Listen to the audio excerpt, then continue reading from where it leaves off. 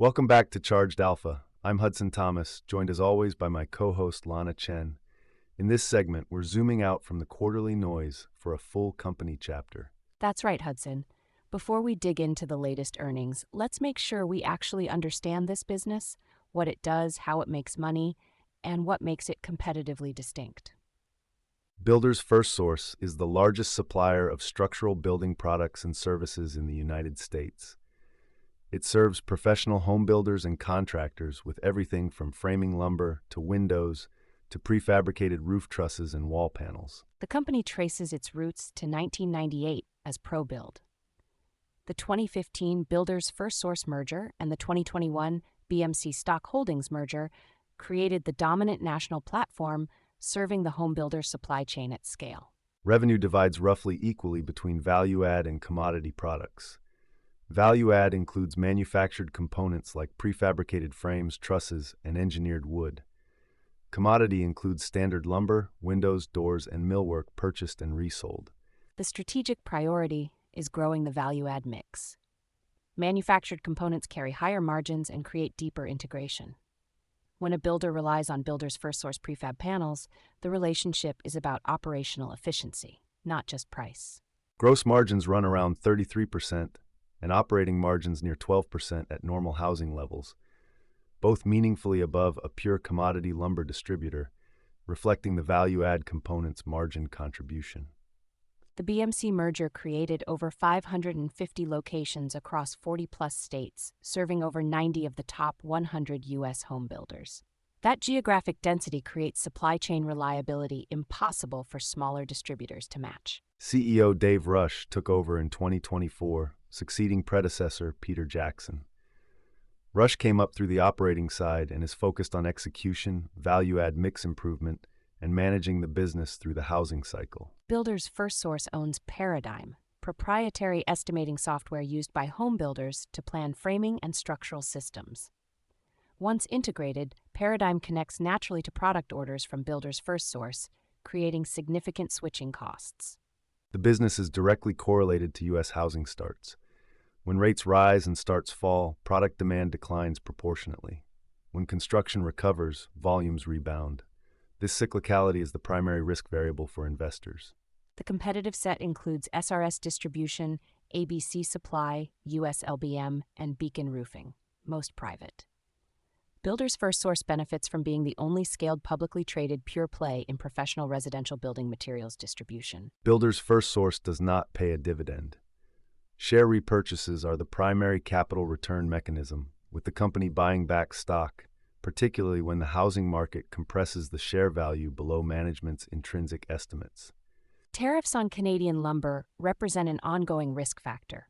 A significant portion of U.S. home-building lumber originates in Canada, and tariff changes can affect input costs and pricing dynamics between domestic and Canadian producers. The long-term demand backdrop is favorable. The United States faces a structural housing shortage estimated at millions of units. As housing starts remain below replacement rate, Builders FirstSource has a lasting structural demand tailwind. From prefab wall panels to estimating software to commodity lumber, Builders FirstSource reduces friction for home builders, and the more integrated the platform becomes, the harder it is for any competitor to displace. That's the company chapter for Builders FirstSource. Now that we've got the full picture, let's get into the earnings. Time to dig into the numbers. Let's go. Builders FirstSource just delivered a brutal reality check on the U.S. housing market. Q1 2026 revenue of $3.29 billion, down 10.1% year over year. Adjusted EPS of 27 cents missed consensus of 39 cents by nearly 31%. The stock dropped 4.7%. Single-family starts collapsed. Lumber deflation hit again. But the value-add story is still intact. This is Charged Alpha. Let's break it down. Builders FirstSource is the largest U.S. supplier of building products to professional home builders. Lumber, windows, doors, millwork, and the strategically important value-add category, prefabricated trusses, wall panels, manufactured components. Market cap is $9.4 billion. Revenue runs around $15 billion forward. The business is directly tied to U.S. housing starts and single-family new construction, which makes the stock a pure play on the housing cycle. The story everyone needs to understand is the mix. Roughly half of BLDR's revenue is commodity lumber and basic building products. That piece is essentially pass-through pricing tied to lumber futures. The other half, the value-add manufactured components at 48% of mix in Q1, carries materially higher margins. The strategic pivot is shifting more dollars toward that manufactured side, because the U.S. still faces a structural housing supply deficit estimated at 3 to 5 million homes. Q1 net sales were $3.29 billion versus $3.66 billion a year ago, down 10.1%. The decline split cleanly. Single-family revenue fell 11.1%, multifamily fell 1.4%, repair and remodel down 1.3%. Single-family is where the pain concentrated. Affordability and mortgage rates are crushing entry-level new construction. Gross margin is the most important number in this report. It compressed from 30.5% a year ago to 28.3%, 220 basis points of compression. For a building products distributor, every basis point matters because operating leverage is significant. Lower volume plus lower lumber pricing means BLDR can't cover fixed costs efficiently. The bottom line went negative. Operating income collapsed to $16.5 million from prior year levels above $200 million. The company swung to a GAAP net loss of $47.4 million, a diluted loss per share of 43 cents versus positive 84 cents a year ago. Adjusted EPS of 27 cents missed consensus of 39 cents by 31%. Revenue beat the $3.18 billion consensus, but the margin miss overwhelmed that beat. Cash flow tells a more complex story. Operating cash flow for the quarter was $87.5 million, well below prior year. But trailing 12-month free cash flow is still around $850 million. Liquidity is solid, $98 million in cash plus $1.43 billion of borrowing availability for total liquidity of $1.5 billion. That's the cushion funding buybacks through the downturn. On buybacks, this is where management is putting cash. In Q1 alone, BLDR repurchased 3.3 million shares for $302.9 million. In April, the board expanded authorization to $500 million. Management is signaling clearly that they view the stock as undervalued and using the downturn as a buying opportunity. On the balance sheet, total debt sits at $5.65 billion against $98 million in cash. Net debt around $5.55 billion. That leverage was built up through major M&A. With EBITDA contracting, leverage ratios are climbing. Not a solvency issue thanks to the liquidity buffer, but the single biggest risk factor if the downturn extends beyond 2026. Analyst coverage is genuinely split. The consensus breakdown is 6 buy ratings, 7 holds, and 0 sells. The average price target is roughly $95 against a current price of $85.21. Implying about 11% upside. The mixed consensus reflects exactly the housing cycle uncertainty everyone is trying to handicap. Nobody wants to outright sell a market leader trading below 10 times forward earnings, but nobody wants to aggressively buy into a deteriorating cycle either. 2 notable target cuts came right after the print. Bank of America dropped its target from 120 to 87 and reiterated equal weight. D.A. Davidson cut its target from 111 to 84 and held neutral. Those are massive reductions, north of 25% off prior targets. The signal is that the sell side is recalibrating expectations significantly lower for 2026. Valuation is where the bull case actually has teeth. BLDR trades at roughly 14 times forward earnings on the 5.9 forward EPS estimate. Price to sales is 0.62. Extremely cheap for a market leader. Compared to the broader S&P industrials trading north of 20 times forward, BLDR is priced for trouble. The question is whether 2026 earnings estimates have been cut enough yet. Management's full-year 2026 guidance reflects the cautious view.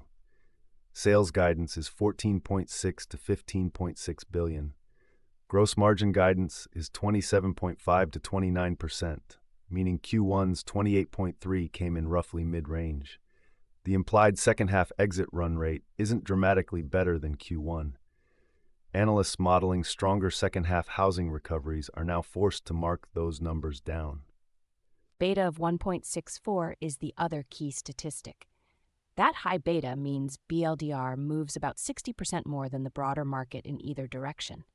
When housing recovers and rates fall, this stock rips higher than the index. When the cycle deteriorates further, it falls harder.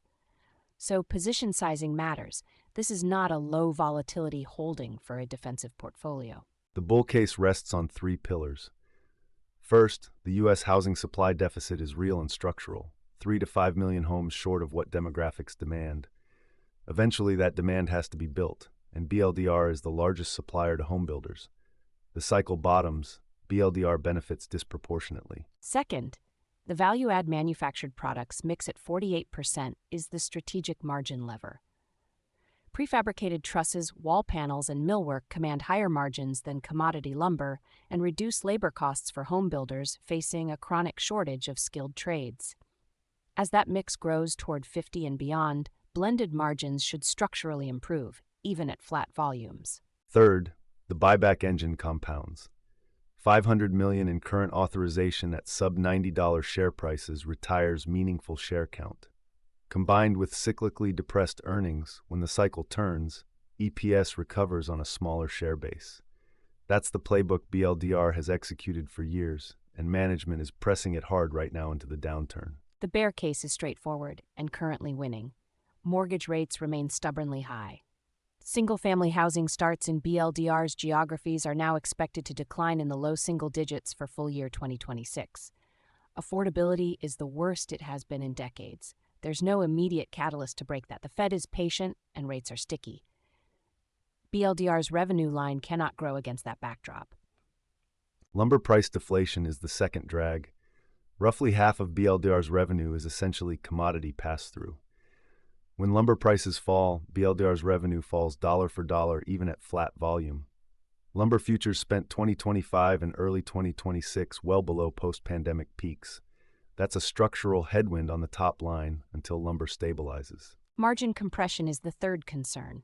220 basis points of gross margin contraction in a year is severe. Operating leverage works against BLDR when volumes shrink. Fixed costs at prefab plants don't scale down as fast as revenue, which means each volume decline hits margins harder. Q1's 28.3% is below the 30-plus historical average. Finally, debt and beta. $5.65 billion of total debt against contracting EBITDA pushes leverage ratios up at the wrong moment in the cycle. Combined with a beta of 1.64, BLDR is structurally a higher leverage way to bet on housing. If the cycle takes longer to recover than bulls expect, drawdowns get amplified versus the market. BLDR's peer group includes Beacon Roofing, ticker BECN, and GMS, both building products distributors. Plus, SiteOne at SRS and Home Depot as the heavyweight benchmark. Among the pure distributors, BLDR is the largest by revenue and most exposed to single-family new construction. BECN is roofing-focused with higher repair and remodel exposure, which has been more resilient this cycle.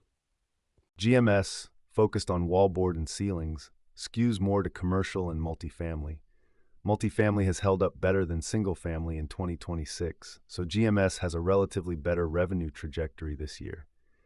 The trade-off is GMS doesn't have BLDR's value-add manufacturing footprint, so it lacks the long-term margin expansion lever. Home Depot is a different business entirely. HD serves do-it-yourself consumers and repair and remodel contractors, not new home builders. HD's R&R exposure is roughly 90% of revenue, making it far more defensive in a housing starts downturn. HD trades at 25 times forward earnings. That defensive premium reflects the difference. Where BLDR stands apart is the manufactured value-add capability. Nobody else in distribution has BLDR's prefab truss and wall panel footprint at scale. That's a real moat. The question for investors is whether the cyclical hit to single-family obscures that structural moat enough to create an opportunity, or whether the cycle takes long enough that value-add margins can't offset the volume hit. Options activity tilted neutral to bearish, heading into and after the print. Implied volatility was elevated coming into earnings, pricing roughly a 6 to 7% move, and the actual 4.7% decline landed within that range. Put-call ratio sits around 1.1, slightly skewed to puts, consistent with hedging activity by long holders worried about further downside in housing. Looking at longer-dated options, there's notable put open interest at the 75 and 70 strikes for the second half of 2026. That's hedging against a continued cyclical drawdown. On the call side, open interest clusters at the 100 and 110 strikes. Those would be in the money if the housing cycle turns sharply, which is the asymmetric upside trade. On insider activity, the biggest story isn't individual executives buying or selling, it's the company itself.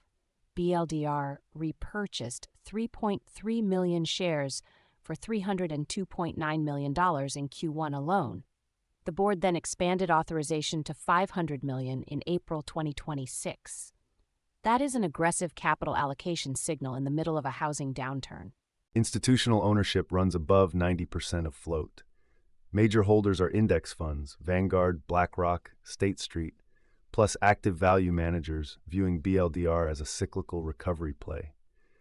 There hasn't been notable institutional dumping post-earnings, which suggests smart money isn't capitulating yet. They're treating this as a mid-cycle drawdown, not a structural problem. Bottom line on Builders FirstSource, market leader, strong value-add story caught in a brutal cyclical downturn. Revenue down 10%, margins compressed, EPS missed by 31%. The buyback is aggressive, but mortgage rates and lumber deflation remain drags. If you own it, the housing deficit thesis is intact. Expect volatility before the cycle turns. New buyers should size carefully given the 1.64 beta.